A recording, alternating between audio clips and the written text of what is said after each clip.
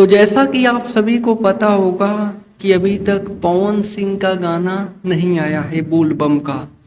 जी हाँ, आपको बता दें कि बोल बम का गाना 2 हफ्ते के अंदर आ जाएगा।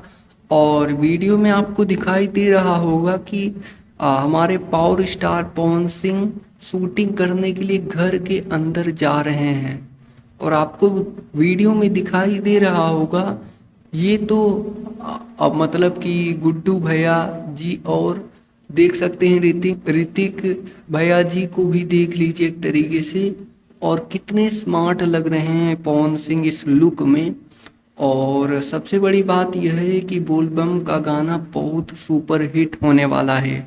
मतलब जैसे सावन चढ़ेगा वैसे बोलबम के गाने आने शुरू हो जाएंगे। फिलहाल 8-9 गाने छूटेंगे पवन सिंह के, और हो सकेगा तो खेसारी लाल के भी गाने आ सकते हैं। तो फिलहाल इस वक्त की यही न्यूज़ निकल कर आ रही है।